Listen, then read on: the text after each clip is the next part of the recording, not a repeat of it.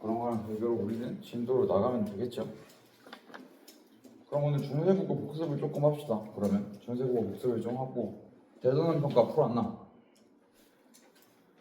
다 안 풀었으면 그냥 사담 나가고 저는 다 풀었는데 책을 안 들고 왔고 그래서 아픈 거랑 둘은 213페이지 풀려있어 안 풀려있어? 대전원 평가 저는 안 풀었어요. 오케이. 그건 뭐 어차피 오늘 민찬이도 안 오니까 민찬이 올 때 한번 싹 하는 걸로 하고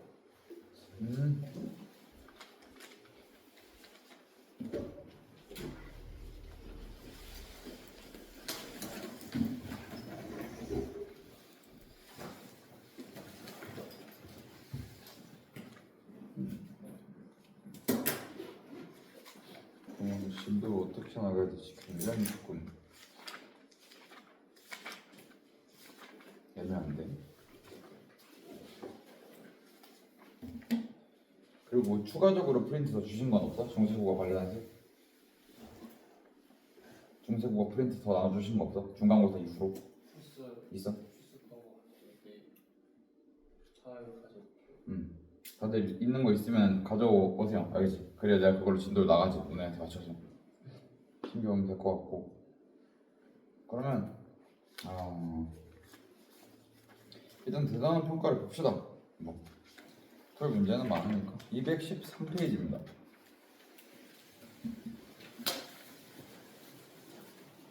봅시다. 중세국어부터 시험 범위가 나올 것 같으니, 그지? 그리고 누적일 가능성도 있다 그랬다, 그지? 그러면 누적인 게 확정이 나면은 1단원은 복습할게. 2단원이랑, 오케이? 3단원은 오늘 이거 문법으로 복습 끝냅니다. 중세 같이 볼 거야. 네. 자, 그래서 가에는 뭐야 얘들아 이거? 세종어제 훈민정음이고 나는 뭡니까? 용교천까지 네. 두 작품 일단 두 개를 기반으로 우리가 중세국어에 대해서 학습을 했었다라고 할 수 있고 가에 나타난 훈민정음의 창제 이유라고 나와 있는데 그럼 훈민정음 창제 이유부터 복습을 해봅시다. 훈민정음 창제 이유가 좀 몇 개가 있었지? 3개. 창제 정신이 몇 개? 창제 정신이 4개 있었지. 그래서 창제 정신부터 볼게. 창제 정신이 3개, 동기가 3개, 목적이 하나였지. 일단 뭐였어? 맨 처음에 무슨 얘기를 합니까? 우리나라 말이 한자랑 다르다. 이거 무슨 말입니까? 자주정신이죠. 네. 그리고 또 뭐였어? 백성들이 지금 문자 생활을 제대로 할 수가 없어. 불쌍히 여겼어. 백성을 사랑하는 마음이죠. 애민정신이었어. 그리고 쉽게 배워서 쉽게 쓸 수 있게 새로 만들었지. 새로 28글자를 만들었죠. 창조정신입니다. 아예 없는 걸 만든 거야. 그치? 이렇게 세 개가 뭐라고? 창제, 동기가 이렇게 된 거야. 이런 것들을 바탕으로 해서 무슨 이야기를 할 수 있냐면 이거라기보다는 더하기면 되는데 마지막으로 무슨 얘기를 했습니까? 쉽게 익혀서 날마다 쓰는 게 편하게 한대. 그지? 쉽게 배우고 편하게 쉽게 쓴다. 실용정신도 담겨 있다라고 볼 수 있겠지. 이해되겠습니까?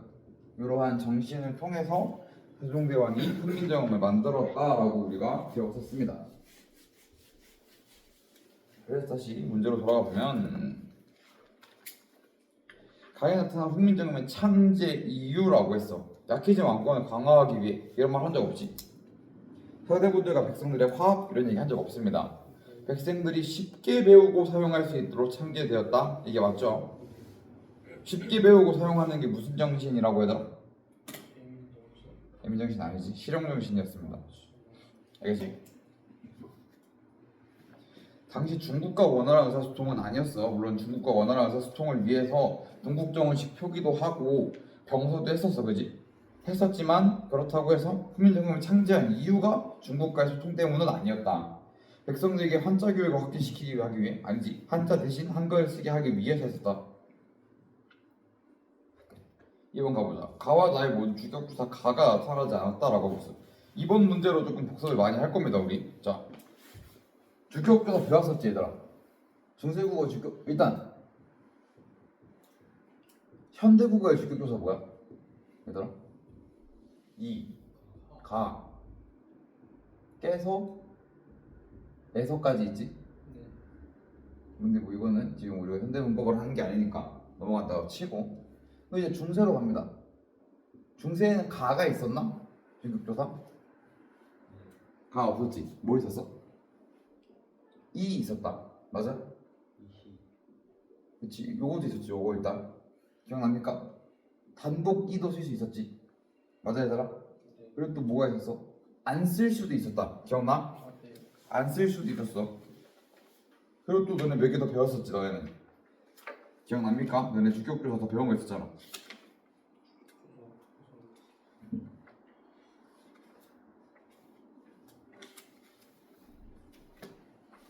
그래서 뭐냐면 영형태 있었고 그 다음부터 근대로 나아가면은 가가 나타나기 시작했다 했어, 그지?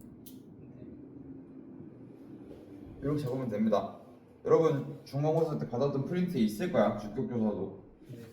자, 그래서 보면은 가와 나의 모두 일단 주격조사가 일어나는 환경을 한번 보자. 나란말 쌈이 부분 봅시다. 이 부분에도 우리나라의 말이라는 부분이지. 가 안 쓰고 이 썼네. 나에서도 한번 보자. 해동, 융용, 이 보입니까? 네. 여기도 가 안 썼다, 그지? 네. 둘 다 중세국어에서는 주격조사 가가 나타나지 않았다라고 하는 겁니다. 이번 볼게. 가와 나 모두 방점이 있는 것으로 보아 성조가 존재하였다. 일단 성조가 뭐였어? 우리나라 성조 몇 개 있습니까? 3개. 뭐 있어? 평성, 거성. 그렇지, 거성, 또 하나 더 거성, 상성 있었다. 평성 뭐였습니까? 점 몇 개 찍어? 점 안 찍지? 낮은 소리였다.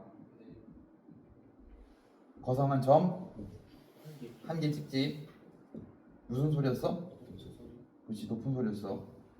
자, 상성은 점 몇 개 찍어? 두 개 찍어. 무슨 소리였어? 그렇지, 낮다가 높아지는 거였어. 그리고 하나 더 왔었지. 기억납니까? 입성 기억납니까? 입성? 입성이 뭐였어, 얘들아? 입성이 뭐야? 정확한 그 조건은 기억 못하더라도 입성은 무슨 소리였지? 되겠지만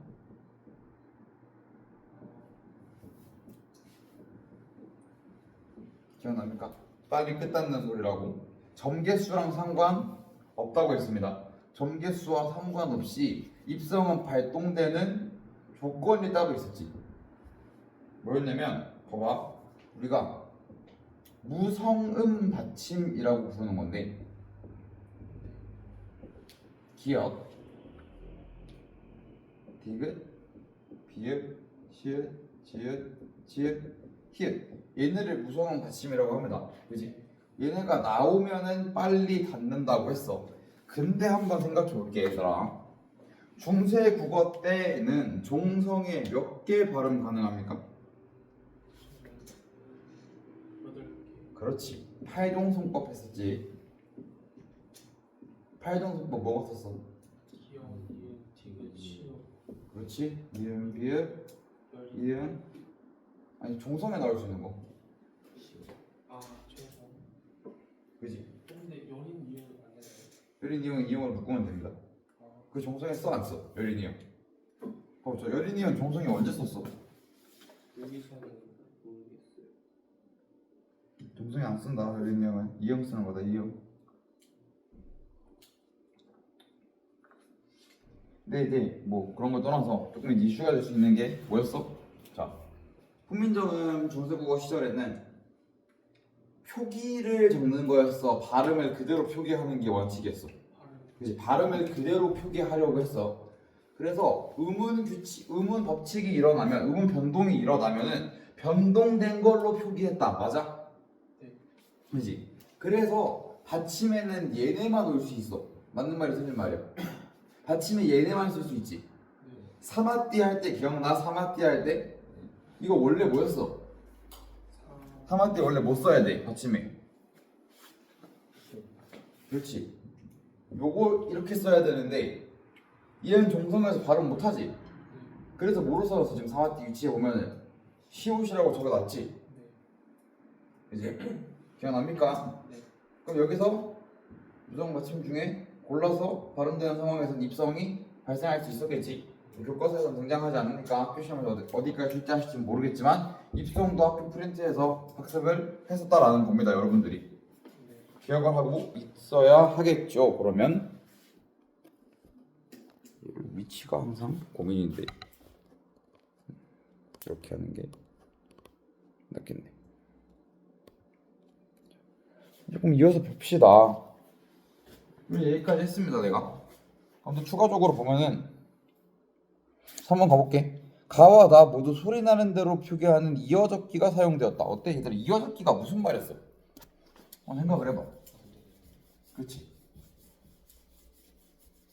근데 이 이어적기를 어렵게 생각할 필요가 없는 거야. 너 잘 봐봐. 내가 문법을 할 때 항상 강조한 게 근본적으로 왜 이런 현상이 일어나는지를 알라 그랬지. 그럼 생각을 해보자. 이어적기가 왜 발생했을까? 뒤에 공간이 남아서. 그거 좋은 방향성이야. 틀린 말은 아니지. 자, 이어적기라는 걸 왜 봐봐. 이어적기라는 게 지금으로 치면 뭐야? 뭐 한 거야? 이어적기 한 거는? 그치? 연음이라는 음운 변동에 포함되지 않지. 연음은 변동에 포함되지는 않지만 음운이 바뀌는 현상은 맞지. 그치? 한번 생각을 해봐. 이어적기는 우리가 이어서 발음하기 때문에 나타나는 현상이야. 봐봐. 우린 자연스럽게 연음을 해서 발음을 한다. 맞는 말이지. 그래서 그 발음되는 걸 그대로 옮겨 적으려고 하다 보니 자연스럽게 이어적기를 할 수밖에 없었던 거야. 왜? 발음되는 걸 그대로 표기하는 데 집중했기 때문에 당연히 이어적기를 했겠지. 근데 왜 끊어적기를 하게 됐을까? 현대에는? 그렇지. 좋아. 자, 우리 그런 얘기를 했었습니다. 표음주의, 표의주의 기억나? 끊어적기는 사실 어떤 주의에 의해서 만들어진 거야? 표의주의가 들어오면서 붙여졌어. 그래서 지금 중세국어만 하고 있는 게 아니라 우리 3단원 전반적으로 이어서 계속 같이 붙여보는 거야. 표준발음법 그런 거 공부했었지 우리. 그지? 맞춤법 공부했었지. 1조 1항이 뭐였어? 총칙 1항이. 얘들아 기억나? 총칙 1항이 뭐야? 표준어를 소리 나는 대로 적되 어법에 맞도록 함을 원칙으로 한다였어. 맞아? 기억납니까? 한글 맞춤법 1항이었어. 1항. 이어적기는 표준 발음을 표준어를 소리대로 적은 게 이어적기 한 거겠지. 무슨 주의? 표음주의가 반영이 된 겁니다. 중세에는 왜? 발음을 진짜 말 그대로 음을 표시하는 게 핵심이었기 때문인 거야. 근데 소리나라 적대 어법에 맞도록이라는 단어의 뜻, 어법이라는 거를 살리기 위해서 끊어적기가 발생했다라는 거지. 현대로 가면서 알겠지? 얘들아 붙여서 이해한다. 그래서 3번 보면 가와 나는 모두 소리 나는 대로 표기하는 이어적기를 사용하였다. 맞아? 틀려? 맞는 거지. 4번 볼게. 가와 나는 모두 받침에 8개의 자음만 표기하는 팔종성법을 지키고 있다라고 했습니다. 이거 틀렸는데 볼게. 용비어천가에 2장 가다 보면은 불이 깊은 남강이 바람에 아니 멜세 곧 좋고 보입니까? 곧에 지금 뭐라고 써있니 얘들아? 지읒 돼 있지. 자, 중세국어는 표음주의의 원리에 따라 발음되는 것만 적는 게 핵심이야 얘들아. 이 논리를 잊으면 안 돼. 근데 곧이라고 썼어. 이게 발음돼 안 돼? 팔종성법에서. 그지? 아까 팔종성법 했습니다. 팔종성법에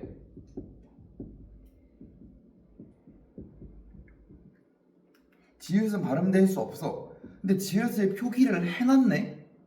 그럼 이거는 선지로 다시 돌아가서 선지에서 말했던 것처럼 8개의 자음만 표기하는 팔종성법을 지킨 거야 안 지킨 거야? 얘는 안 지킨 거지. 왜 안 지켰는지는 이유는 우리가 학습하지 않습니다. 알 수도 없고. 이렇게 골라가는 거야. 이해할 수 있겠습니까? 네. 보고 보자. 가는 문자와 같이 동국 정원식 한자음 표기를 따랐으나 맞죠? 동국 정원 훈민정음 했었다.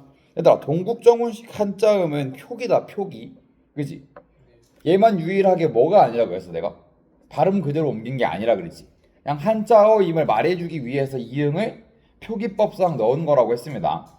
근데 보니까 나는 해동융용 이게 지금 우리가 괄호 안에 한글이 있어서 그렇지 원래는 한자만 표기했을 거야. 그죠? 그래서 용비어천가는 한자어로 써야 하는 한자어 단어는 한자로 표기했다. 자, 왜 그랬을까? 자, 용비어천가가 내가 몇 년도에 나왔다 그랬어? 근데 기억납니까? 용비어천가가 뭐야? 한글로 기록된 최초의 작품이지. 얘들아 봐봐. 용비어천가는 1447년에 한글로 기록한 최초의 작품이야. 그리고 지금 우리가 보고 있는 세종어제 훈민정음 언해본에 실려있던 월인속보든 우리는 월인속보 권 제1로 보지만 이건 1459년에 썼다 그랬지 얘들아. 보여? 달랐던 겁니다. 보아하니 동국정원식 표기가 조금 더 뒤에 나왔었나 봐. 그래서 이때는 해동육룡 같은 건 한자어 단어로 써놨던 거지, 그지? 실제로 해례본 반포 이후에 바로 나옵니다. 알지? 해례본이 1446년, 언해본이 1459년에 쓰여져. 자, 그럼 내가 문제를 한번 내볼게, 얘들아. 훈민정음 해례본과 언해본을 구별하는 게 나올 수도 있는데 훈민정음 해례본은 무슨 말이냐면 해석과 예시라는 거야. 해설본이라고. 그럼 문제 내본다. 훈민정음 해례본은 무슨 글자로 썼겠니? 그렇지. 봐봐. 훈민정음이라는 단어가 어떠어떠한 원리로 만들어졌고 사용될 겁니다를 설명해 줘야 돼. 근데 그걸 한글로 쓰면 사람들이 이해할 수 있어 없어? 못 써. 이해 못 한다고. 그래서 훈민정음 해례본은 1446년 그러니까 용비어천가보다 1년 빨리 나왔는데도 한글로 기록된 작품이 아니야. 한문으로 설명한 책이야. 해설지야. 해설지. 그러고 1459년이 돼서야 훈민정음 언해본이라는 게 나오면서 훈민정음으로 훈민정음을 설명하는 책이 나온 거야. 59년이면 47년 용비어천가보다 8년이나 뒤에 나오네. 그지?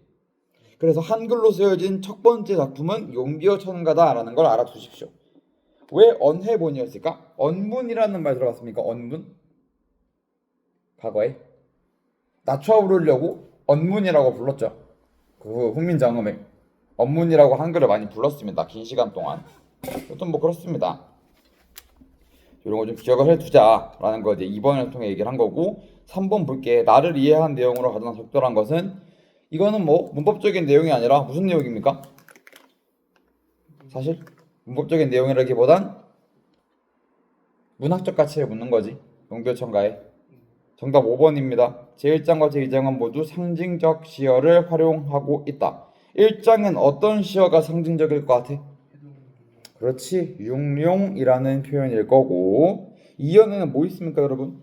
뿌리 깊은 나무는 바람에 아니 움직인데 샘이 깊은 물은 가뭄에 아니 그친데 뿌리 깊은 나무가 무슨 뜻이겠습니까?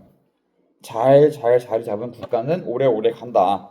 이런 얘기 하려는 거야. 상징적 시어를 쓰고 있습니다. 반어적 상황 없고요. 구체적 역사적 사건 없고요. 1장에 2장 독자들이 본받을 점을 부각해서 나타내는 건 1장, 2장이 아니라 다른 장들에 나타나긴 합니다. 굉장히 긴 장을 가지고 있는 작품이기 때문에 근데 2장은 없고 시간 흐름에 따른 사건 제시도 뭐 꽃 좋고 열매 많다고 하긴 했지만 뭐 그런 내용이 아니지 애초에. 그래서 정답은 5번. 한번 볼게. 보기는 기억의 표기에 대한 설명이래. 기억 뭡니까? 그치? 니르고저야. 니르고저. 이 니르고저 원래 뭐야 얘들아? 이르고자야. 이르고자. 우리 두분 법칙은 뒤에 현대 거랑도 연결 붙일 거니까 좀 잡아놓고 갑시다. 자, 니르고저라는 부분은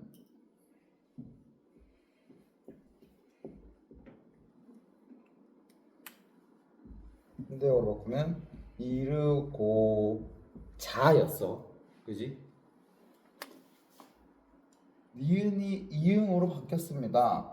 우리 현대 문법 할 때 봤던 건데 한국인들은 두에 맨 앞머리에 말 그대로 두음에 무슨 소리 쓰는 거 싫어한다 그래서? 그치? 일단 리을 쓰는 거 싫어한다 그랬어. 리을 쓰는 거. 그래서 앞말에 리을은 무조건 안 써. 니은은 가끔 쓰긴 하나 여기 니은도 포함입니다. 그치? 이 리을 니은을 앞에 쓰는 게 싫어서 중세에는 없었지만 현대로 넘어오면서 두음 법칙이라는 걸 적용해서 이응, 니은 등으로 바꿔왔지. 맞아? 오케이, 우리 이런 걸 두음 법칙이라고 했습니다. 니르고저는 현대 국어에서 이르고자로 표기한다. 이를통해 중세 국어에는 적용되지 않은 게 뭡니까? 두음 법칙이 적용되지 않은 거지. 이해할 수 있겠어? 봐봐. 두음 법칙을 적용해서 이르고자라고 한 거야. 알겠지? 두음 법칙을 적용해서 이르고자라고 합니다.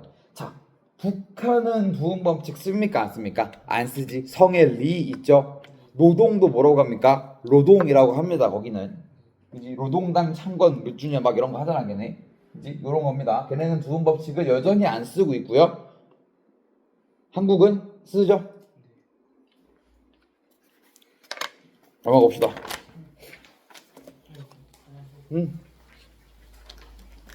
보험 볼게. 고개를 바탕으로 가와 나를 이해한 내용을 적절하지 않은 것을.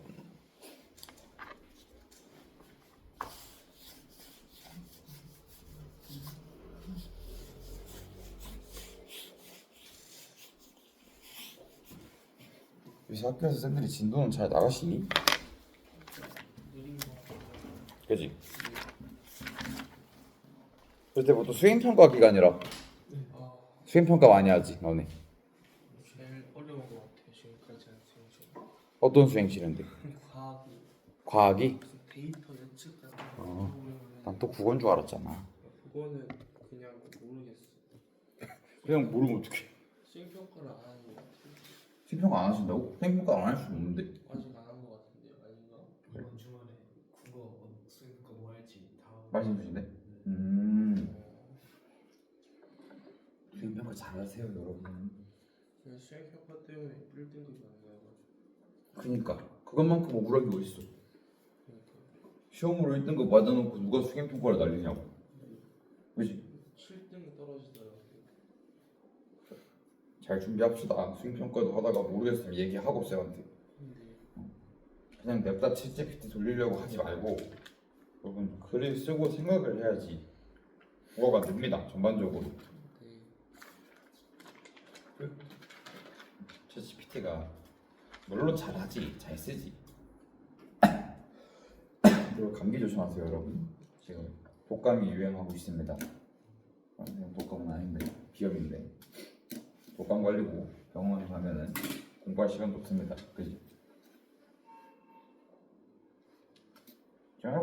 중간고사는 뭐 12월에 치겠지 그래. 나 진짜 나오면 얘기해주고. 12월 9일? 국어는 언제니까 그런 구체적인 건 안 나왔지. 그거 나오면 얘기해주세요. 국어 언제 치는지. 12월 엄청 얘들 얼마 안 남았네. 또 한 달 남았네. 한 달 남았네. 오늘 이거 풀고 얘들 사단원도 나갈 거야. 알겠지? 네. 사단 나가야 돼. 사단원 오자마자 쭉쭉 나갑니다. 일단 알겠지? 네. 사단 오자마자 쭉쭉 나갈 거야. 막 그렇게 엄청 많이 어렵지 않습니다. 중요한 부분만 짚어나가면서 나랑 볼 거야. 막 그리고 이제 독서가 핵심이겠지. 모의고사. 그지? 그리고 독서가 좀 핵심이겠지. 독서 좀 열심히 볼 거고 독서랑 문학 좀 열심히 볼 거고. 모의고사 또 봐요? 또 나오지 않을까? 시험에? 안 나온대? 아 모의고사는 나오는데 또 보는 줄 알았어. 그건 아니지. 또 없을 거야 너네. 사설 치는 거 아니면 교육청은 없어야지. 근데 수능 때 학교 안 가잖아. 네. 너무 좋더라고요. 그러니까 학교 안 가도 뭐 어차피 공부는 해야지. 학교가 수능 시험장이니까 너 전날 청소해야 돼. 맞아요. 점심쯤에 간다는데요. 응, 학교를 비워야 돼. 애초에 전날 그거 하잖아. 고3들은 그 뭐라고 이제 OT는 아니고 그 수험표 나눠주고 안내방송 듣고를 해야 됩니다. 그다음에 이제 반수할 때 수능 붙일 때 갔지. 수능 전날 학교를 수험표 받아. 수험표 준다 수험표. 근데 이제 모교에서 쳐야 되기 때문에 쌤도 학교에 가서 쳐. 아니 학교에 가서 받았지 수험표를. 접수도 모교 가서 해야 되고 학교 가서 해야 되고. 쌤 시험도 학교에서 쌤 시험도 성역을 쳤어. 좋은 거죠. 재수 편하지. 그래서 익숙한 교실들이니까. 첫 수능은 김구에서 쳐. 두 번째 수능은 성역에서 쳐. 그랬습니다. 5번 한번 봅시다. 5번 근데 그렇게 엄청 어렵진 않다 얘들아. 보기 한번 봐봐. 15세기 국어의 의문과 표기의 특징이래. 이거 다 배웠던 거지? 네. 봐봐. 가 반침 시읒 이거 뭐야 얘들아? 이름 뭐였어 이거? 순경한 비읍. 그렇지. 순경한 비읍과 아래아가 존재했었지. 지금은 있어 없어? 없어요. 그렇지. 순경한 비읍 하면서는 그 얘기 내가 한번 했지. 워로 바뀌면서 그렇지 사라졌다고. 자, 초성에 오는 비읍 디귿 이걸 뭐라고 불렀습니까? 이름을 얘들아. 종성부용. 그거 아니지. 그거 아니지. 비슷한 말이야. 어로 시작했는데. 어두장. 그렇지. 어두장군. 종성부용 초성은 뭐였어? 해보자. 자, 우리말은 뭐로 이루어져 있지? 초성. 그지? 초성. 아우.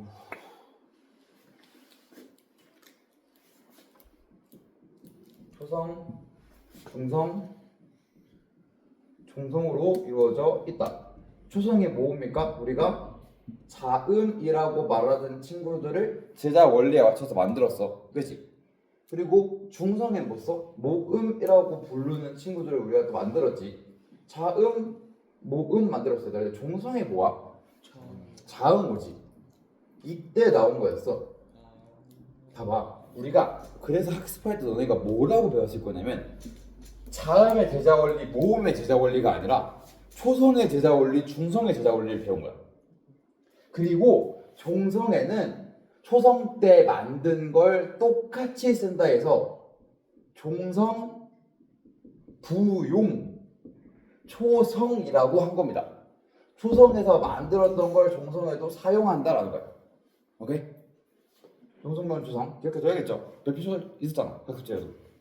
이제 그리고 어두장구 또 어두장구. 내가 한번 끊어보라 그랬어. 항상 공부할 때마다. 자음군이 무슨 말이야 얘들아? 무슨 군 하면? 그치? 모여있는 거야. 2개 이상인 거야 쉽게 설명해서. 자음이 2개 이상 붙어있는 거야. 근데 어두가 무슨 말입니까? 단어의 맨 앞에 단어 앞머리에 단어 자음 2개 이상을 썼다라는 겁니다. 예를 들어 이런 단어가 있었죠. 우리 세종어 주민정음에 기억납니까? 네. 근데 지금 이거 돼 안 돼? 안 돼요. 그지? 그러면 문제. 이거 어두자음군이 아니야. 이거 뭐라 그랬어요? 자음 하나라 그랬지. 우리 이런 거 쌍자음이라고 부른다고 했었다. 그지? 자음 하나입니다. 한다고 해서. 자, 보자. 대신 그럼 여기서 조금 학교에서 비트면 뭐라고 말할 수 있냐면 얘들아 자음군이 아예 못 써? 그치? 자음군 쓸 수 있지. 언제는 쓸 수 있어? 종성에서는 쓸 수 있어. 그치? 어두에 나오는 자음군만 안 되는 겁니다. 끝에는 열심히 씁니다. 우리 지금 닭이라는 단어가 떠오른 이유는 선생님이 지금 치킨이 굉장히 먹고 싶어요. 제가 굉장히 고픕니다. 이제 다이어트를 하고 있어서 굉장히 힘이 없습니다. 치킨이 먹고 싶네. 자, 어쨌든 봅시다. 그지? 그래서 그때 이거 나 지금 보고 있다. 5번에 나 보고 있었습니다. 자, 초성이 오는 비읍 디귿은 비읍과 비읍 시읒은 비읍과 시읒이 모두 발음됐는데 시옷 디귿 같은 시옷 계열 합용병서 몇 줄. 기억나 얘들아? 비읍기열 시읍기열 했던 거 그지? 다음 시간에 다른 학습지들도 좀 챙겨오세요. 알겠지? 네. 나 시읍기열은 다 그래서 뭐로 발음된다 그랬어 그때? 기억납니까? 된소리 됐어 된소리. 비읍기열 애들 말고 시읍기열 하면 시읍기역 시읍디귿 시읍비읍 뒷말에 된소리 됐다. 지금은 좀 딴 애들이죠. 그지? 얘는 그냥 다 된소리니까 된소리로 발음된 거야. 저 때도 알겠지? 네. 말 그대로 받아들이면 돼. 종성에서 디귿과 시옷은 다르게 발음되었다. 이거 무슨 말입니까? 탈종성법 했을 때 디귿, 시옷 둘 다 발음할 수 있다 그랬지? 네. 둘 다 발음 됐다는 거야. 다르게. 지금은 어때 얘들아? 뭐가 발음 안 됩니까? 시옷이 안 되지. 라 보자. 라는 성조 얘기네요. 그죠? 아까 했었고 막 이어듣기에 대한 내용도 얘기했습니다. 1번 가를 보니 수비에는 오늘날에 없는 자가 뭐가 쓰였습니까? 순경은 비읍 쓰고 있네. 나를 보니 요 친구 시의 시옷 디귿은 시옷과 디귿이 모두 발음돼? 아니지. 뭐로 발음된다 그랬어? 중세 때도 된소리로 발음된다. 그러니까 2번 디귿 달을 보니 사마티의 받침은 시옷은 현대국어 발음이 달랐겠지? 이거 아까 전에도 얘기했던 겁니다. 2번 문제 풀 때 그지? 4번 라를 보니 여름의 첫 음절과 둘째 음절 중 둘째 음절이 높게 발음됐겠군. 맞지? 네. 왜? 방점 하나 찍혀있죠? 그래서 방점 어디 찍는다 그랬어? 글자의 앞에. 정확히 말하면 왼쪽에 찍는다고 해야 된다 얘들아. 왼쪽에. 왜냐면은 지금 우리는 이렇게 쓰지 말을 좌에서우로. 앞에가 더 맞는 편일 수도 있는데 왼쪽으로도 기억해주세요. 옛날에는 내가 그걸 어떻게 썼다 그랬어? 너네 수업 때 얘기했지? 이렇게 썼다고. 그리고 이렇게 갔다니까? 이거 뭐야? 일본 만화책 이렇게 읽잖아. 일본 만화책이라고 하셨습니다.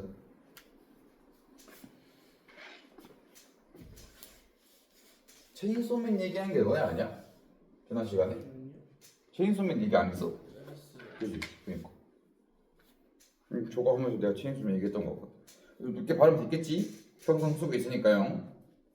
말을 보니 가말에는 이어듣기 표기가 적용된 것 같다. 이거 얘들아 어디서 갖고 온 건가 하고 고민하면 안 됩니다. 이 5번도 지금 우리 앞에 본 지문이 엮여 있는 거야. 가나 중세부 세종어 추신정음이랑 윤교천가랑. 넘어갑시다. 6번. 보기에 가 나왔다는 표기의 사례를 가의 A부터 D에서 찾으래. 자 얘들아 가 봐봐. 풀이 없으면 이거 못 알아듣겠지. 이게 언해본에 이렇게 쓰여 있었다는 거야. 한번 볼게. 얘들아 이 이응 뭡니까? 이건 무슨 이응이라고 우리가 부르기로 했어? 그지? 예디응이지 예디응. 예디응은 왜 없어졌지 얘들아? 겹쳐서 말하는 예디응이랑 열린시옷 다 사라졌지. 그냥 자연스럽게 사라졌습니다. 시옷과 이응 사이로 소리로 필요가 없었던 거야. 그러니까 말 그대로 예디응은 이제 자 얘를 입술 아래 이었으면 순경음이 된대. 순경음 하면 머릿속에 때리는 게 하나밖에 없다. 중세국어에는 순경음 하면 뒤에 뭐 붙어야 돼 얘들아? 그렇지. 순경음 비읍 쓰고 있는 거 A부터 C에서 D부터 D에서 찾아봐야 돼. 넘겨보고 A, B, C, D에서 순경음 비읍 쓰고 있는 거 딱 한 번 나옵니다.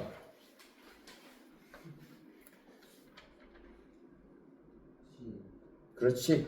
쉽게 맞지? 충격적이게 뇌는 15세기 중반부터 없어집니다. 내가 그랬지 바로 없어진다고. 거의 바로 없어지는 애들이 꽤 많아. 여린이도 사라지잖아. 여린이도 15세기 중반에 사라져. 바로 사라지는 애들이 꽤 있습니다. 뭐 그닥 그렇게 효율적이지 않았다는 얘기겠지. 뭔가 우리가 쓰기에 홍민정음은 무조건 효율을 따졌기 때문에 그래서 효율을 위해서 만든 단어였으니까. 첫소리 초성을 글자로 합하여 사용할 땐 나란히 써라. 얘들아 나의 배평을 쳐볼래? 이거 뭔 얘기하는 거야? 그렇지. 초성의 글자를 합하여 사용할 때 나란히 쓴다 그랬어 얘들아. 근데 양옆으로 나란히 쓸 수도 있었고 위아래로도 나란히 쓸 수 있었던 거 기억나? 이거 뭐라고 불렀어 각각? 병서, 연서 기억납니까? 그치? 그런 얘기 했었습니다. 근데 연서는 뭐 순경음일 때밖에 없지. 순경음 비읍 때 묶이는 얘기니까. 그래서 요 나는 뭐랑 엮어야 돼? 나란히 쓰고 있는 거 지금 뭐 있습니까? A, B, C, D 중에서 D 보세요 D. COT가 나란히 써놨지? 그지? 어두장분에 대한 이야기야. 특히 초성 글자를 합하여가 중요했던 거면, 그지? 자 보자. 요 7에서 8번 지문 읽진 않겠습니다. 가 부분을 정리만 해볼게. 가 부분에서는 뭔 얘기를 하고 있냐? 보아하니 우리가 저번에 중간고사 준비할 때 마지막에 왔던 부분 중 하나였는데 기억날 겁니다. 히읗 종성치안. 그렇지. 이게 지금 왜 나왔었냐면 현대에도 흔적이 남아있는 중세국어의 흔적이 아니야. 얘 지금 있어 없어? 그치 보이지? 어떤 상황에 우리가 많이 봤어? 내가 예시 많이 들었거든? 기억납니까? 자, 선생님 현대국어에서는 여기 첫 번째 문장에 나와 히읗을 빼면은 히읗 받침으로 끝내는 명사가 없어. 우리말은 명사가 히읗으로 끝낼 수가 없다고. 히읗 얘는 히읗이라서 히읗으로 끝난 거야. 그지? 그냥 가만 보면 이름 되게 잘 지은 거지. 여튼 근데 옛날에는 있었다라는 거야. 히읗 받침을 가진 체언이 있었다라는 거고 그게 히읗 종성 체언에 조금씩 히읗 종성 체언이라고 부르고 그게 지금 흔적이 조금 남아있다. 그런데 그거를 단순히 이런 데에서 찾아볼 수 없어. 옛날에는 나라가 요렇게였을 거래. 근데 지금 얘네는 그냥 사라졌지. 근데 어떤 경우에서 우리가 발견했었어? 안팎이라던가. 기억납니까? 이런 거 기억납니까? 그지? 얘네 현대 기준으로 한번 볼게. 얘 뭐랑 뭐 합친 거야? 그지? 안과 박을 합친 거야. 수탉은 뭐랑 뭐 합친 거야? 수치야 그지? 어쨌든 숙하시니까 수. 닭일 거야 닭. 그지? 근데 얘네가 이런 소리가 나려면 우리가 알고 있는 하나의 이론이 있기는 해. 그지? 뭐랑 결합하면 이런 소리 나잖아. 그지? 히읗. 그러니까 이 빈자리에 어딘가에 히읗이 남아있는 체온들이 아니었을까라는 추측이 되는 겁니다. 그래서 보면 얘들아 근데 이런 단어 들어봤지? 학교에서 이걸로 예시 내면 제일 어려운데 이거 뭔지 압니까? 겉. 뭔 말인지 알겠어? 뭐뭐 하는 겉 할 때 겉 알지? 명사 만드는 거. 수컷의 것, 수컷 시된 겁니다. 로 추정하고 있습니다. 학교에서 이렇게 말씀하시면 가야 돼. 이건 또 얘가 다르게 나올 수도 있어. 알지? 그것에 따라 언급이 달라서. 아무튼 우리는 이 단어들만 기억하자고. 그래서 히읗 종성 체언이 여기서 얘가 무슨 표현을 하냐? 화석처럼 흔적만 남아있다라는 겁니다. 그래서 남한과 북한이 차이가 있대. 우리는 지금 결혼한 여성을 아내라고 부르지. 나와 결혼한 여성을. 근데 북한은 뭐라고 부르는데? 안해라고 부르는데. 이게 히읗 종성 체언이 남아있을 때 과거에는 아내를 안해라고 불렀는 걸 유지하고 있는 거지. 내가 얘기했잖아. 북한의 말이 중세국어의 흔적이 더 많이 남아있다고. 두음법칙 같은 걸로 예시를 들어줬지. 그래서 가는 히읗 종성 체언에 대한 이야기였고 나는 뭐에 대한 이야기냐면 얘들아 신어라고 부르는 것에 대한 이야기입니다. 신은 뭐겠어? 뉴입니다. 뉴. 여러분은 한자보다는 영어가 익숙하죠? 새로 신자 갖다 쓰는 것보단 뉴가 더 빠르다. 그지? 새로 만들어지는 단어들이야. 요새 유행어들 엄청 많잖아. 그지? 이런 유행어들 같은 걸 신어라고 하고 이런 유행어들이 간혹 어디에 들어가기도 한다? 사전에 들어가기도 한다. 뭐가 있을까? 유행어인데 사전에 공식적으로 들어간 경우가 나 기억이 나는 건 없네 지금. 뭐 외국어가 들어온 사례들이 그렇게 될 수도 있고 김치는 옥스포드 사전에 김치로 들어갔죠. 걔네 입장에서도 신어지 안 먹던 음식이잖아. 근데 뭐 굳이 따지면은 걔네한테는 샐러드 같은 개념으로 오지 않을까? 뭔가 시원한 채소를 뭐에 버무린 거잖아. 살짝 뭔가 코리안 샐러드 정도로 이해하지 않을까? 저거 논문 얘기밖에 안 하네. 봅시다. 가의 설명으로 가장 적절한 것은냐? 이건 그냥 글에 어떻게 읽었냐에 대한 이야기죠. 가는 무엇에 대해 이야기한 거였어 얘들아? 히읗 종성 체언에 대해서 얘기한 거였어. 근데 썩을 1번부터 5번까지 다 히읗 종성 체언을 언급하고 있네. 정답은 1번입니다. 역사적 표기의 흔적을 설명하고 있죠. 히읗 남았다고 그지? 현대국어에 필요한 이유 아니고요. 완전히 사라진 계기 완전히 안 사라졌지. 표기상 유사한 특징 나타내는 거 아니야. 문법적 한계도 없습니다 얘네는.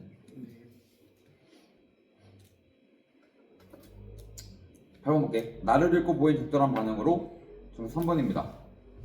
마상과 같은 줄임말은 신어가 만들어지는 과정에서 벗어난 새로운 현상의 일종이야?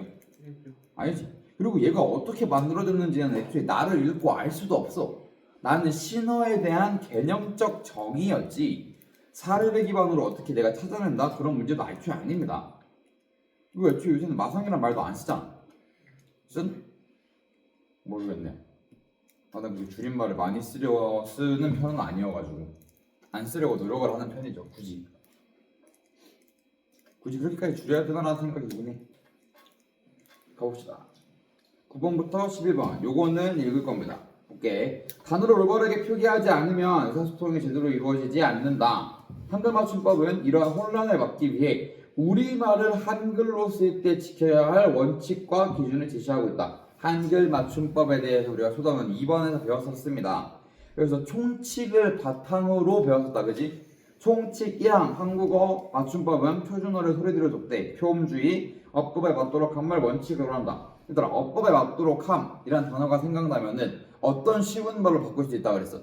기억나는 거 있습니까? 내가 말했던 것 중에 원래 형태로 바꾼다. 그렇지, 효율주의. 원래 형태를 살린다. 맞지? 그러면서 내가 뭘로 제일 예시를 많이 들었습니까? 이런 얘기 했었지. 곰을 이렇게 적으면 안 된다고. 곰을 이렇게 적어야 된다고 했었죠? 기억납니까?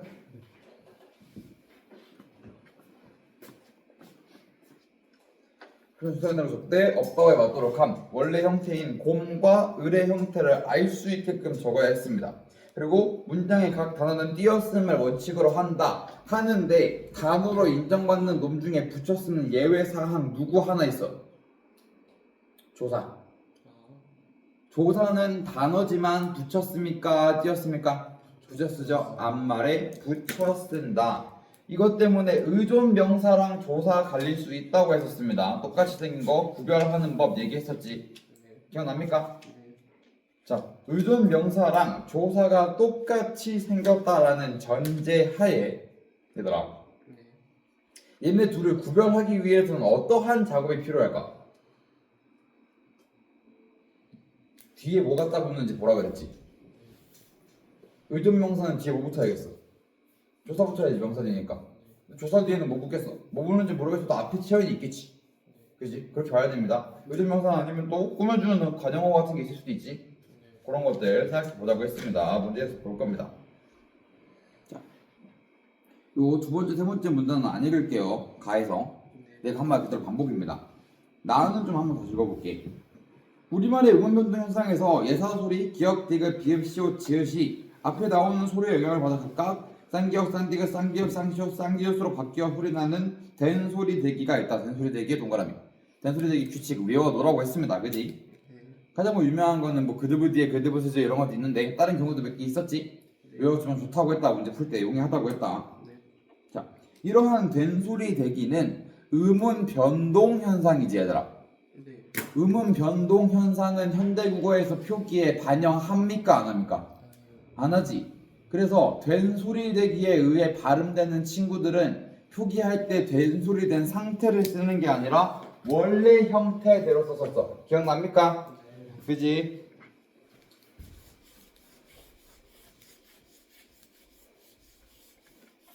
요런 얘기였습니다. 국밥이란 단어 기억나죠? 이거 발음 어떻게 해야 맞아 얘들아? 국밥이 맞지? 그렇다고 해서 국밥이라고 표기합니까? 안 하지. 왜 안 한다 그랬어? 음운 변동 현상은 표기에 반영하지 않는다. 국밥이라고 안 적어놔도 우리는 해요. 발음을 국밥으로. 근데 얘네는 이상하다고 했어. 얘는 된소리 내기가 될 환경이 아니야. 근데 뒤에서 된소리로 소리가 시작하네. 이거 이상하다고 했어. 이런 경우들이 몇 개 있었지 얘들아. 네. 또 뭐 있었는지 기억나는 사람 있어? 또 뭐가 있었을까 얘들아?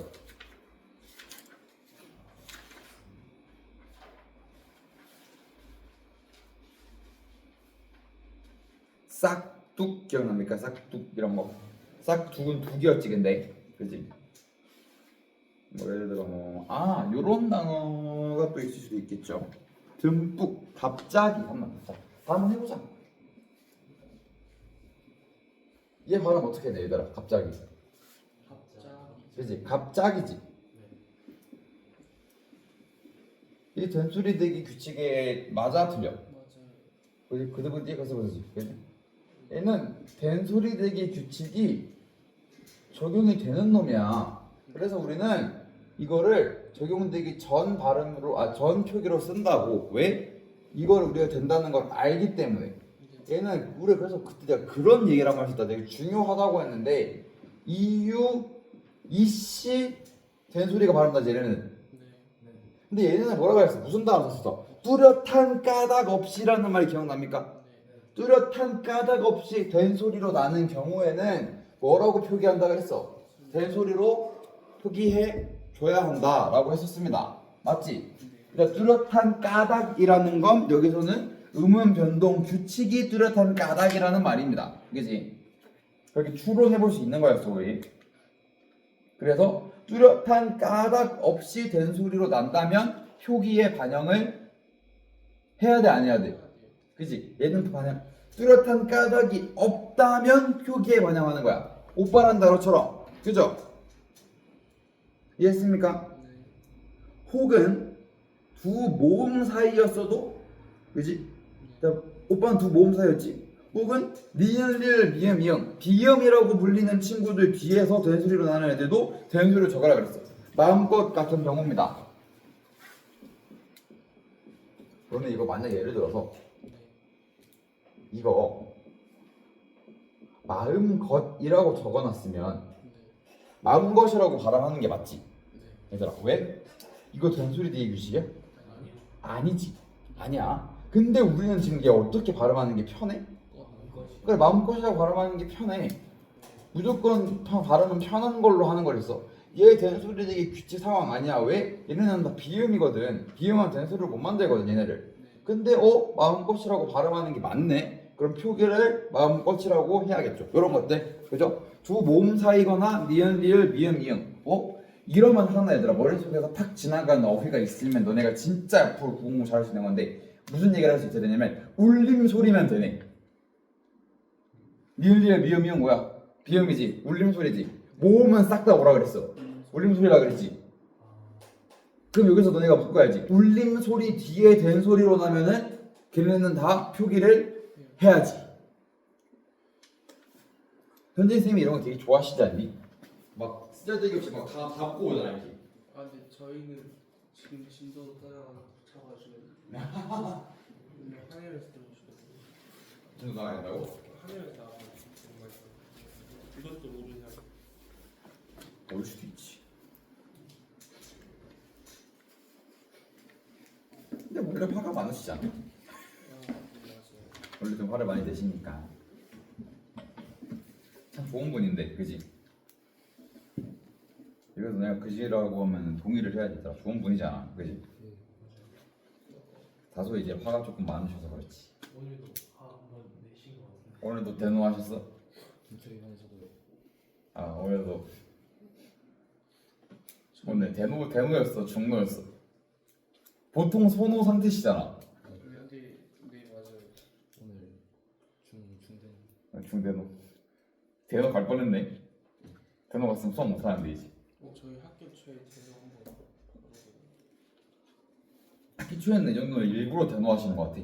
근데 그게 살짝 심하긴 했어요. 음운 변동이었는데 살짝 심하긴 했어요.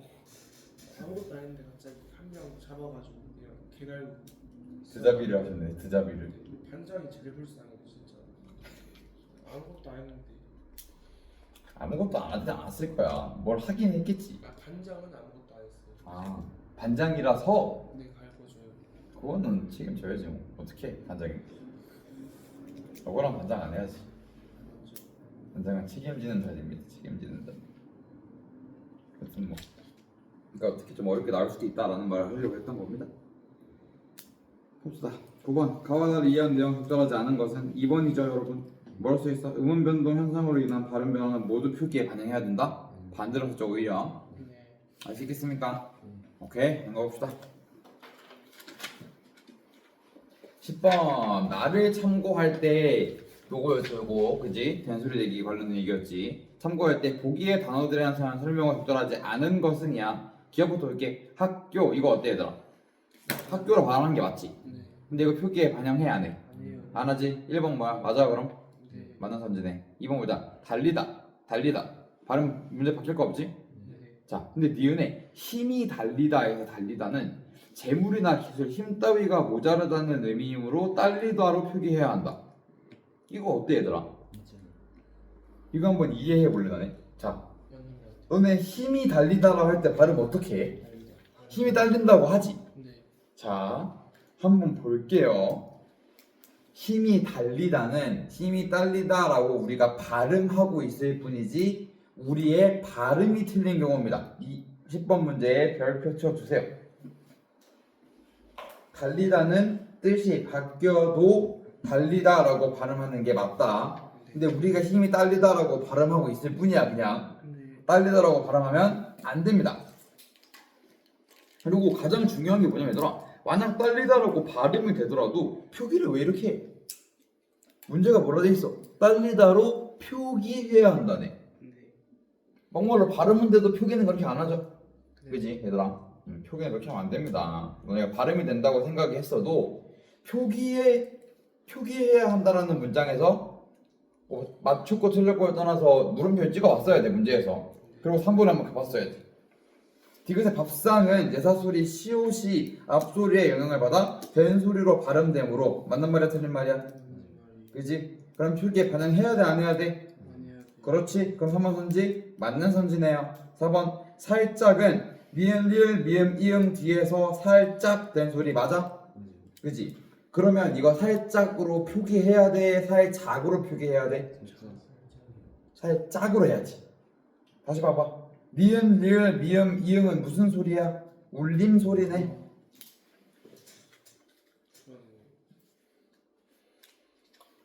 그러니까 얘들아 한글을 만든 게 진짜 대단한 거라니까.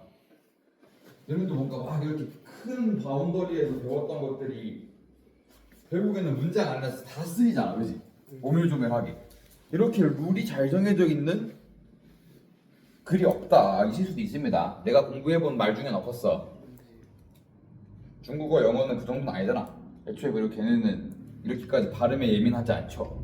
우리처럼 발음과 표기에 정해져 있는 걸 표기하고 특히 한자야 뭐 기가 막힌 표의주의이기 때문에 걔네 의미만 맞추면 되기 때문에 뭐 그렇습니다. 5번 어깨는 두 모음 사이 밑줄 두 모음 사이 맞아 얘들아?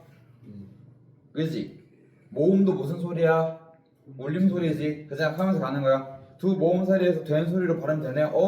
울림 소리 뒤에서 되는 소리로 발음 나는 건 된 소리 되기 규칙에 들어가지 않기 때문에 표기에 반영해야 한다. 그래서 어깨는 어깨라고 표기를 하죠. 적절한 선지. 학교에서 나오게 되면 이것보다 조금 더 어렵게 나오긴 할 건데 이런 맥락에서 낼 수 있는 문제가 가장 어려운 맥락의 문제입니다. 그치? 이런 거 좋아하시죠? 하나하나 맞춰보는 거 좋아하지. 보기 안에서 문제 또 만들어서. 근데 선지가 더 길어지겠지. 그치? 선지 두세 줄씩 내시겠지. 선지를 그렇게 길게 내면은 나도 풀어봤으니까 알지만 힘듭니다. 그죠? 11번도 봅시다. 보기를 참고할 때 밑줄 단어의 표기가 잘못된 것은 제5항 보자. 한 단어 안에서 뚜렷한 까닭 없이 나는 된소리는 다음 음절 뒷소리 된소리를 적는다. 아까 내내 봤던 거네, 그지? 두 모음 사이에서 나는 된소리, 니은, 리을, 미음, 이응 뒤에서 나는 된소리. 이 둘 다 묶어서 뭐라고 말할 수 있다고? 울림 소리 뒤에서 나는 된소리. 맞지? 이렇게 묶고 얘들아 이제 다만에 가보는 거야. 볼게. 기읍, 비읍 받침 뒤에서 나는 된소리는 같은 음절이나 비슷한 음절이 겹쳐 나는 경우가 아니면 된소리로 적지 아니한다야. 이거 그러면 부전문 아닌 걸로 너네가 바꿔봐.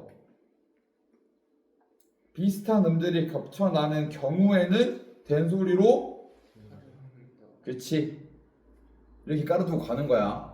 아니한다 이런 말 같이 있으면 헷갈립니다. 너네가 의식적으로 평소형 문장으로 바꾸려고 노력을 해봐야 돼.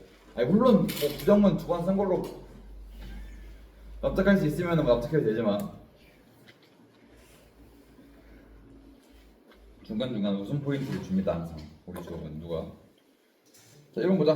평소를 열심히 해서 방이 깨끗하다. 이거 뭐야? 맞아 틀려 얘들아? 맞지? 왜? 그렇지 생각해봐. 그래서 이거 오답선님만 볼까 얘들아? 정답만 골라볼게. 5번 가봐. 방송을 듣고 그의 표정이 갑자기 굳어지기 시작했다. 그래서 갑자기라고 해야 되지. 근데 한번 볼게. 한번 생각을 우리가 해봅시다. 요때 얘기했어. 이거 된소리되기 규칙 때문에도 있지만 우리가 뭐에서 한번 걸려야 되냐면 우리 아까 그거 공부해. 다만 봤지. 다만 시작할 때 조건 걸리는 받침이 누구야? 기업 비읍. 비읍 받침이네. 생각하고 한번 보자라는 겁니다. 같은 음절이나 비슷한 음절이 나는 경우입니까? 비읍이랑 지읒이. 얘네 같은 음절이야? 비슷한 음절이야? 아니지. 그럼 보자. 비슷한 음절이 겹쳐나는 경우가 아니면 맞네. 아니네. 그지? 아니면 된소리로 적지 아니한다네. 네. 그럼 이제 된소리 적으면 돼? 안 돼? 적으면 안 되지. 다만해서 걸린다고 여기서 이제부터 우리가 이해해야 됩니다. 오케이?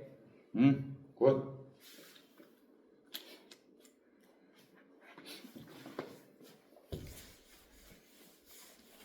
12에서 15 걸린 질문도 한번 봅시다.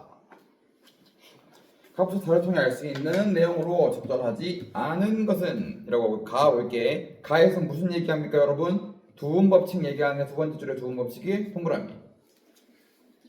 우리 두음법칙 배울 때 뭐가 핵심이었어 얘들아? 두음법칙까지는 이해했어. 열율 구분하는 게 핵심이었지. 이거 어떻게 구별하는 거였습니까?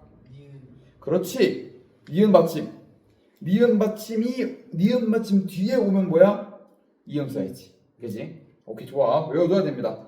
가는 그런 내용이었어. 나는 뭐에 대한 내용이야 얘들아? 사이시옷이야 사이시옷. 두음법칙의 핵심은 뭐였다? 니은 받침이라는 걸 파악하는 게 핵심이었고요. 나 한번 볼게요. 나는 뭐라고? 사이시옷이었어. 사이시옷이 학교에서 저렇게 나올 수도 있다고 했죠. 사이시옷이 얘들아 어떤 거였습니까? 그렇지. 좋아.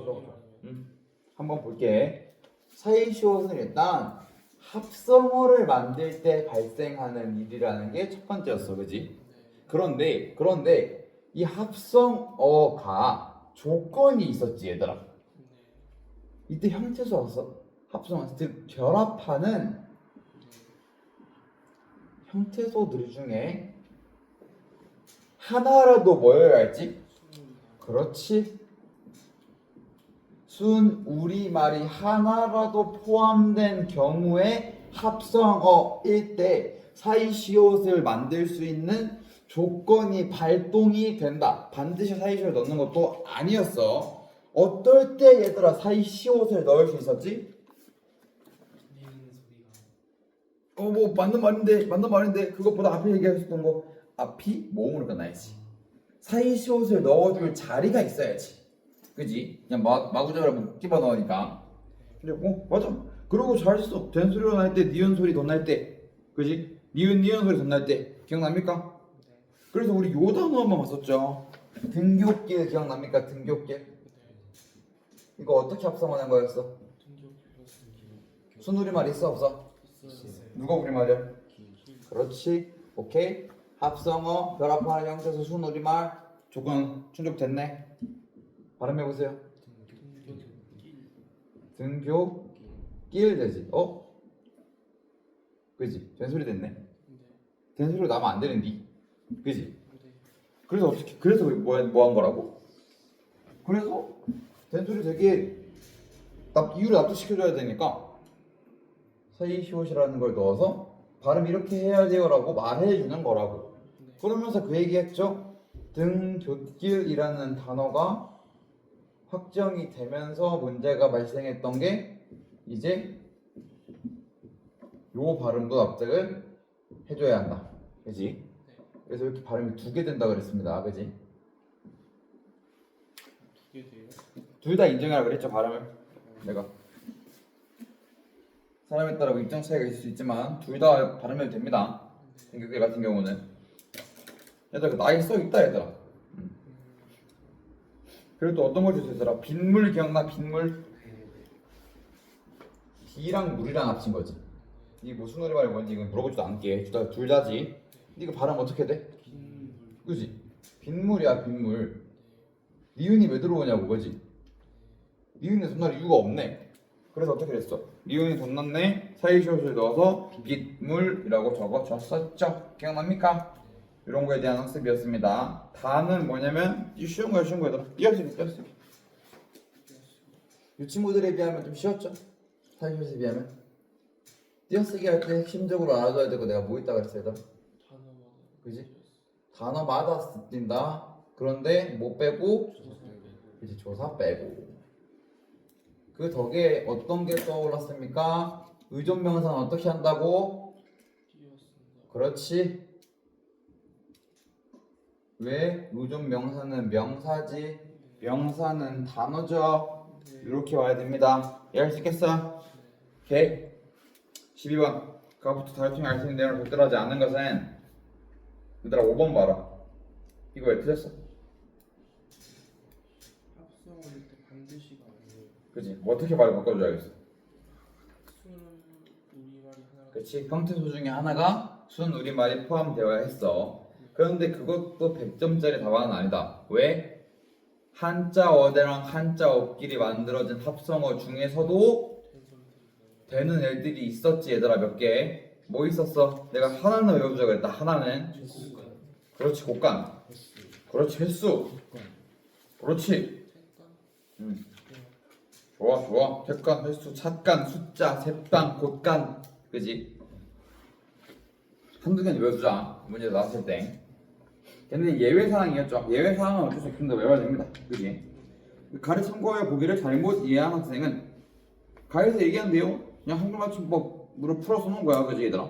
다 아는 얘기입니다 이거. 4번 볼게. 국제연합의 준말은 준말에 대한 이야기는 한데 한 번도 한 적이 없네요. 그죠? 그래서 쭉 보면은 부침 3번 볼래 얘들아. 준말에서 본음으로 소리 나는 것은 본음대로 적는데. 그지? 알아두고 간다. 국제연합의 준말은 본음으로 소리가 나므로 부침 3의 규정에 따라 국연이라고 적어야 한다. 맞는 거 같아? 틀린 거 같아? 틀렸으니까 내가 얘기했겠지. 그지? 왜 틀렸을까 생각해보세요. 1번이죠. 잘못 또 들었어요. 응? 13번에 4번 4번이요. 봐봐. 본음으로 소리 나는 건 본음대로 적는데 얘들아. 국제연합에서 연 이거 두음 법칙이지. 본음이 그러면 뭐야? 연이지. 그러면 본음대로 적는데 그럼 연이라고 적어야 돼? 련이라고 적어야 돼? 그렇지. 국련이라고 적는 게 맞습니다. 근데 우리는 국제연합을 줄여서 말하지 않죠. 영어로 말하죠. UN. 근데 만약 국제연합을 줄여야 한다면 국련이라고 줄여야 합니다. 알겠지? 14번도 보자. 이건 나에 대한 얘기네. 사이시옷에 대한 얘기네요. 4번 가세요. 횟수는 순 우리말과 한자어로 된 합성어 중 괄호 2의 규정을 따른다. 맞습니까? 어떤 게 틀렸어? 수능이랑 합성 한자어가 아닌 것 같아. 뭐가 틀려 그러면? 둘 다 한자어가 다시 생각해봅시다. 햇이 뭔데? 횟도 아니잖아. 횟수 아니잖아. 지금 횟수잖아. 횟수. 네. 횟수는 순우리말과 한자 맞습니다. 네. 횟수 내가 뭐라 그랬어? 1년 2년 가는 횟수에 해에다 수 붙여서 횟수라고 했잖아. 니은 소리가 된다는 게 아닌 것 같아. 그치 봐봐.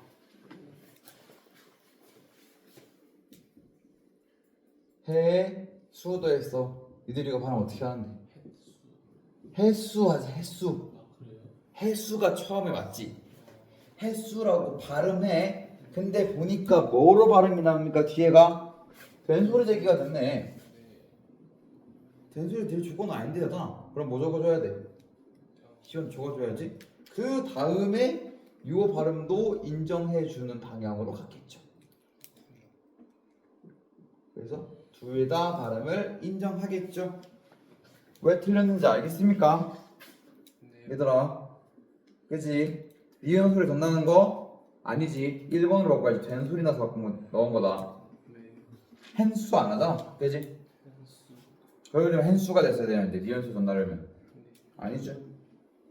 15번 봅시다. 볼게 한번. 45항. 두 말을 이어주거나 열거 할 적에 쓰이는 다음 말들을 띄었는데 국장경, 과장, 청군, 대, 백군 이런 거 띄었는데 근데 48항 보면은 성, 이름, 성호는 붙였는데 근데 뒤에 호칭어, 관직, 명은 띄었습니다. 네. 그럼 우리 여기서 뭐가 틀렸냐면 최치원 선생 한번 볼래? 네. 자, 최치원 성, 이름은 어떻게 쓴다고? 붙인다. 근데 선생은 어떻게 해야 돼? 호칭이지? 내가 그래서 최치원 띄우고 박사. 선생이네 선생 그지? 네. 이해할 수 있겠어? 동시. 그래서 쭉 넘어가서 122페이지 한번 보세요. 지우고 지울 거. 남은 시간 동안 잠깐 봅시다.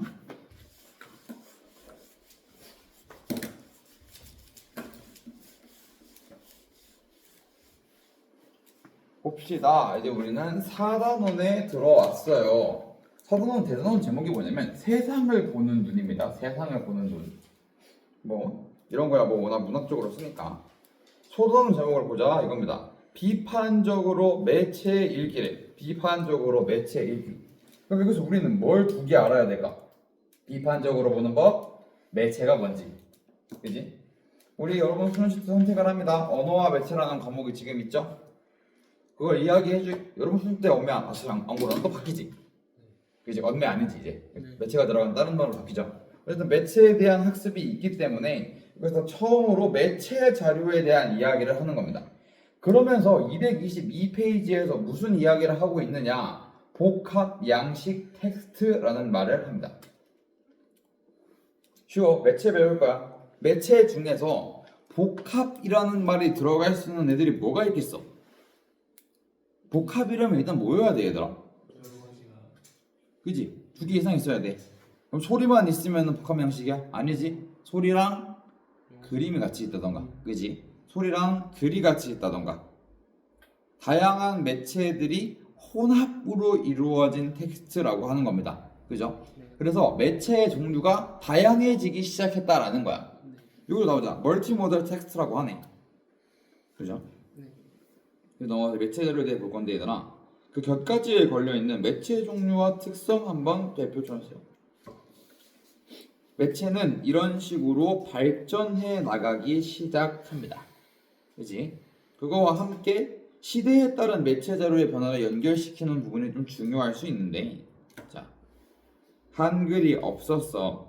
글을 쓰기 힘든 문화권이었다고 칩시다. 한자도 없을 때야. 예를 들어 얘들아 그러면 우리는 이걸 구술문화권이라고 부르거든. 구술문화. 구술이 뭐야? 말로 하는 거. 말로만 전할 수 있어. 그래서 신체 언어란 말이 있던 거야. 막 몸짓, 표정 같은 걸로도 무언가를 전할 수 있지. 내 뜻과 생각을. 그리고 말로도 전할 수 있어. 근데 글이 생겼어. 문자라는 게 생긴 거야. 그러면 뭘 통해서 나의 생각을 전달할 수 있지? 문자가 생기면 글을 쓸 수 있어. 글을 쓰기 시작하면 글들을 모아놓은 책을 쓸 수 있지. 근데 여러분 그 인쇄술의 발전 압니까? 그런 거 압니까? 막 직지 알지? 직지심 제어제. 그거 뭘로 만든 거야, 얘들? 금속 활자지, 금속 활자. 봐봐. 옛날에는 그냥 글을 썼어. 복사기가 없을 거 아니야. 근데 활자라는 걸 만들면서 뭐가 가능해진 거야, 얘들아? 책을 여러 권 찍어내는 게 가능해진 거야. 이걸 우리가 뭐라고 부르냐면 인쇄술의 발달이라고 하는 겁니다. 그러니까 처음에는 책이 한 권이었어. 그지? 처음 쓰면 끝이야. 그리고 그걸 뺏겨놓은 피사본 정도가 있겠지. 근데 그거를 복사를 해낼 수 있는 게 이제 인쇄본으로서의 책이 생긴 거고, 그러면서 신문, 잡지 등이 발간되기 시작한 거지. 우리 한국 역사가 제일 가장 빠른 인쇄술의 발전을 이뤄냈죠. 이게 뭐였지? 서양에서 인쇄 활자 만드신 분 구텐베르크인가? 그럴 것 같은데. 구텐베르크 선생님보다 빠르죠, 한국이 직지가. 근데 빠른데 문제가 뭐였을 것 같아요, 얘들아? 근데 봐봐, 우리가 훨씬 빨리 만들었는데 우리는 대중들에게 지식 정보가 전달이 안 됐고 서양은 됐어. 왜일까?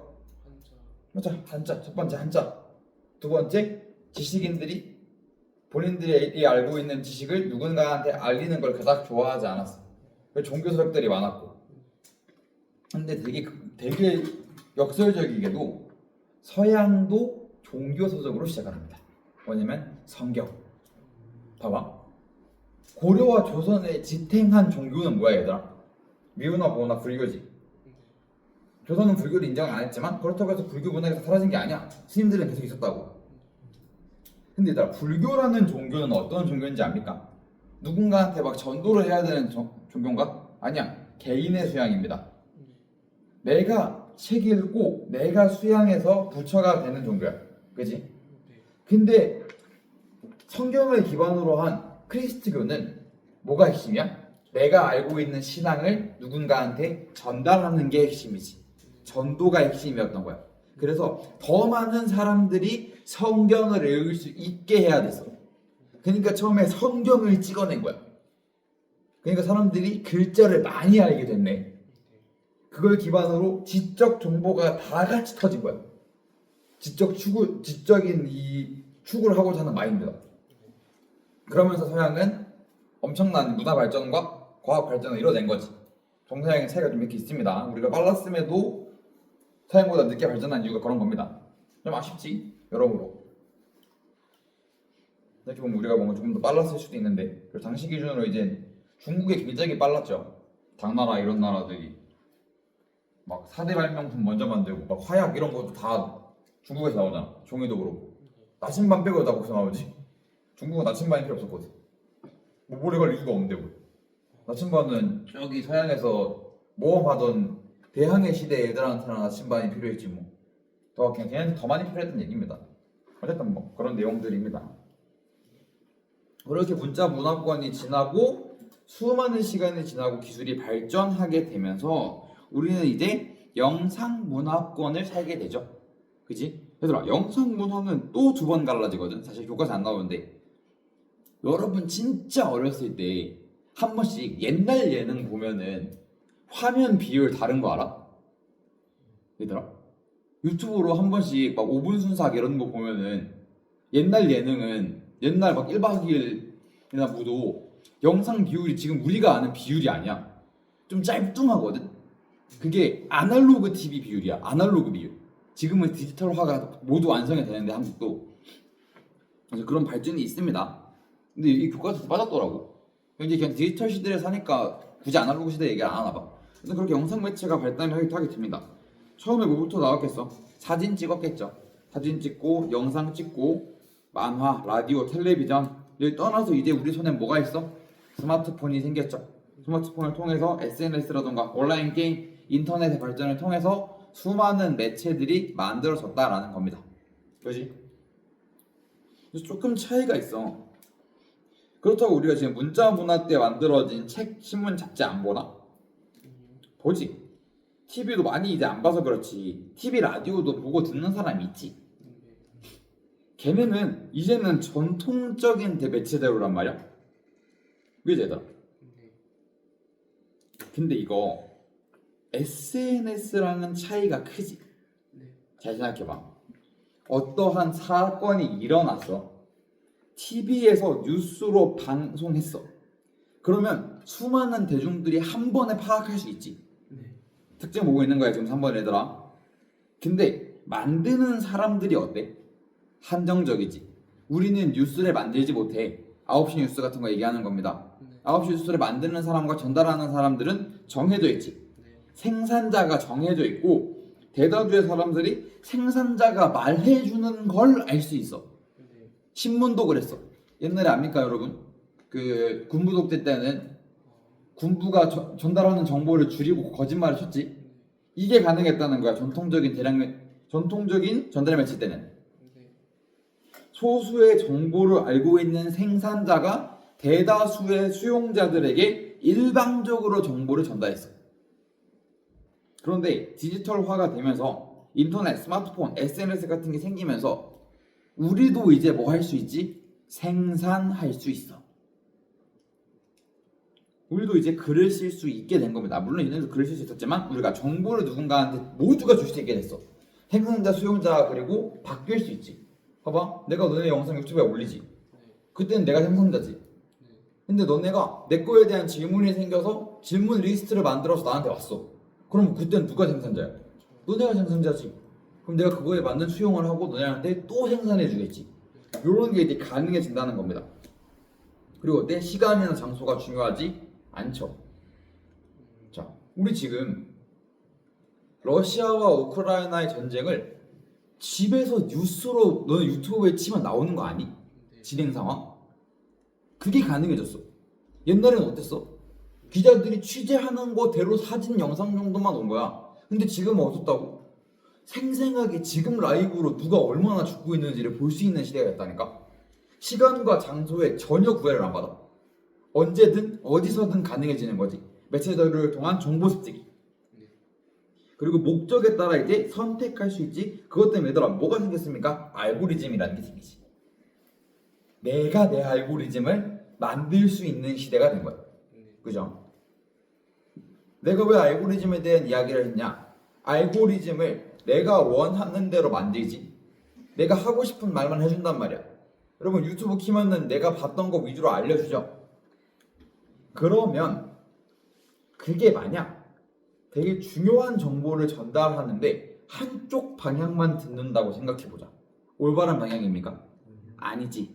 그래서 우리가 223페이지에 매체 자료의 비판적 수용에 대해서 배우는 겁니다. 매체 자료가 정보 준다고 드립다 받아들이지 말라. 비판적으로 수용해야 된다. 개념 나옵니다. 단순히 매체 자료의 내용을 정확하게 잘 읽어내는 것에만 집중하는 게 아니라 매체 자료의 제작자가 어떤 관점과 의도를 가지고 있는지 또 표현 방법은 얼마나 적절한지를 비판하며 읽는 것을 의미한다. 그러니까 얘가 실제로 틀린 정보를 전달할 수도 있고 근거가 없을 수도 있고 표현 방법이 조금 아쉬울 수도 있어. 그지? 예를 들어 그런 겁니다. 전쟁의 심각성을 보여준대. 요즘 같은 시대에 가장 적절한 매체 자료는 뭡니까? 영상 갖다 넣으면 되지. 포탄 떨어지고 있는 거 보고 있으면 진짜 심각하다 싶거든. 근데 그거를 피해자를 보여주는 표로 제시했어. 물론 효과적일 수 있습니다. 그렇지? 사망 개수가 급증하고 있는 걸 표로 보면 시각적으로 느껴지지. 근데 영상보다는 덜 효과적이지. 이런 거를 따지기 시작하는 걸 우리는 비판적 수용이라고 이야기하는 겁니다. 그래서 층위가 3개야. 층위가 3개.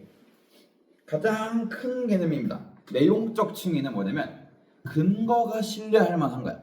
근본적인 문제지.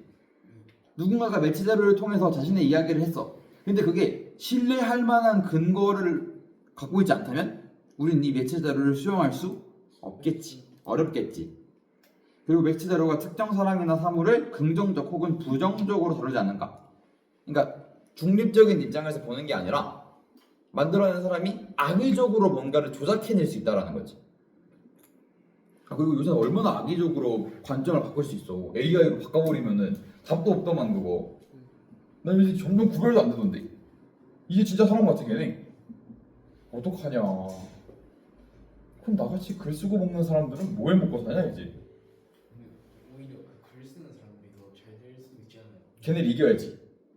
그 약간 AI가 감정 이런 거는 정확하게 못 잡아내니까. 그렇긴 하지. 근데 오히려 이제 진짜 공대생들은 진짜 큰일 났다고 하더라. 음, 사람이 쓸 필요가 없대. 그죠. AI가 계산도 빨리 하는데 뭐대로 돈 주고 사람 쓰면 일하고 가고 있다고는 하더라. 그죠. 뉴스 같은 거 보면. 배워봤는데 어디 가서 30초면은 게임이 3개가 나가요. 장난 아니네. 네. 그럼 이제 가장 무서운 건 금마들이 이제 감정이란 걸 학습하면 이제 초비상인 거네. 근데 감정도 언젠간 학습하겠지. 못할 거 없지. 하겠죠. 그러면 그 어벤져스 에이지 오브 울트론 봤습니까? 울트론이 그거잖아. 걔가 아쉽게도 이제 감정 빼고 다 배워버려가지고 자비스는 근데 감정 있잖아. 자비스는 슬프고 무서운 거 알거든. 걔가 비전드잖아. 그래서 비전. 자비스는 알죠. 근데 이제 울트론은 그게 안 돼가지고 신체도 얻어버린 최악의 상황. 인공지능 발전에. 그럼 뭐 받아들여야지. 인류의 종말을 받아들여야 된다. 봅시다. 특정한 의도를 갖고 구성되지 않았는가? 위에서부터 연결되는 거지 얘들아. 뭔가 악의적인 의도를 가지고 특정 글들을 쓰면 안 된다. 매체 자료들을. 그지? 네. 그리고 전달하는 내용이 보편 타당한가? 합리적이냐는 거야. 도덕적으로 문제 없냐? 봐봐. 예를 들어 어떤 사람이 갑자기 나타나가지고 진짜 신뢰할 만한 근거를 가지고 와서 히틀러가 괜찮은 사람이라는 말을 해. 어떻습니까? 보편 타당해? 납작하기 조금 어렵지. 그런 얘기하는 겁니다. 내용적 층위는 히틀러는 영웅입니다 라고 말하는 사람이 나타난 거야. 엄청난 근거를 가지고 와서. 쉽지 않겠지. 보편 타당적으로 받아들이기가 어렵게 될 거야. 근데 뭐 히틀러가 뭐 나쁜 짓만 한 건 아니죠. 그렇게 애견인이었다잖아. 동물보호법의 왕이잖아. 강아지는 누구보다 사랑했던 사람. 그래서 지금도 독일이 동물보호법은 전 세계에서 제일 잘 나갑니다. 그리고 그 폭스바겐도 히틀러가 만든 거잖아. 아 그래요? 아우토반이랑 다 히틀러가 만든 겁니다. 생각보다 그리고 나쁜 사람인 건 바뀌지 않아요. 어쨌든 뭐 이런 내용들. 그 표면적 층이 봐봐. 아까 제가 얘기했던 겁니다. 사실 혹을 진실로 보이기 위해 어떠한 문법 표현과 장치들을 사용하고 있는가. 그러니까 매체 자료를 사실이 아닌 것, 진실이 아닌 것을 의도적으로 사실처럼 전달할 수도 있다라는 거야. 네. 그리고 사용하고 있는 표현 방식이 무엇인가 아까 얘기했죠. 뭐 영상, 표 이런 거. 그래서 문자, 표, 사진, 그래프, 동영상들이 잘 뒷받침하고 있는가 전달하고자 하는 바를. 그리고 정치 산업적으로는 어떤 거냐면 매체 자료가 제작 유통되는 제도와 구조는 누가 만든 것인가. 좀 큰 범위를 보는 거다. 진짜로 큰 범위, 그지? 그거 봐. 매체 자료의 상업성은 매체 자료에 어느 정도 영향을 미치는가. 말 그대로 진짜 돈 벌려고 만든 글이랑 자신의 생각을 표현하기 위해서 만든 매체랑은 또 다른 표현이 되겠죠. 근데 뭔가 그러니까 광고랑 판매, 그러니까 광고하려는 매체랑 같은 영상에도 광고 때 하는 거랑 정보 전달이랑 다를 거 아니야. 그런 거 갖다 줍니다. 그래서 이제 매체 비평 자료라는 얘기가 나옵니다. 그래서 그냥 보면은 자, 전통적인 의미에서 비평은 뭐 문학 작품, 예술 작품 같은 거 전문가들이 이제 이동진 선생님이 하시는 거 있잖아. 막 별 주고 그런 거에서 시작된 거지만 지금은 영화, 라디오, 텔레비전 같은 모든 대중문화에서 비평할 수 있죠. 여러분들 선생님도 대학 다닐 때 뭐 지금도 하고 있지만 영화 비평 동아리를 했습니다. 영화책 비평 동아리 했고 뭐 여러분 영화 좋아합니까? 내가 영화를 좋아해가지고 여기 막 평론가들 평점 막 보고 영화 보러 가는 사람들도 있잖아. 그런 경우도 있죠. 이동진 평론가가 준 5점짜리 영화는 여러분이 나중에 수능이 끝나면 하나씩 보면 됩니다. 다 삶의 교훈이 되는 영화들입니다. 아 참고로 이웃집 토토로가 5점입니다. 왜죠? 이웃집 토토로 이동진 평론가 피셜 5점짜리 영화입니다. 꽤 많아. 그분 애니메이션 생각보다 좋아. 안 그렇게 생겨가지고. 이번에 3.5점 줬던데 재밌어요. 재밌으면 3.5점. 귀칼도 3.5점. 3.5면 진짜 높게 준 거야. 이동진 기준 3.5는 여러분들한테 영화관 가서 보세요. 너의 이름은 3.5. 그러니까 5점은 반드시 봐야 합니다고 4점대는 이제 영화관 가서 보면은 행복합니다. 3.5 이거는 영화관 가서 볼 가치가 있습니다. 그러니까 애니메이션 영화에 3.5를 줬다라는 거는 엄청난 점수를 준 거지. 뭐 그렇습니다. 뭐 그런 비평들에 대한 이야기를 했다, 그지? 그래서 우리가 다음 시간부터 보게 될 제품은 뭐냐면 이제 언론 매체입니다. 언론 매체에 대한 얘기인데 저기 뭐냐면 기후 문제를 대하는 언론들의 문제가 있다라는 글을 쓰는 거야. 그럼 우리는 이걸 뭐라 합니까? 비평대로지. 비평대로를 통해서 이 사람들은 얼마나 객관적으로 잘 비판했는지를 우리가 고려하면서 읽은 거야. 얘네도 틀릴 수도 있잖아, 그지? 그런 것들 우리가 잘 고려해서 읽는 법을 학습할 겁니다. 알겠죠? 네, 그래서 다음 시간에 이런 것들 기반으로 해서 4단원 쭉 따볼 겁니다. 오케이? 네. 여기까지.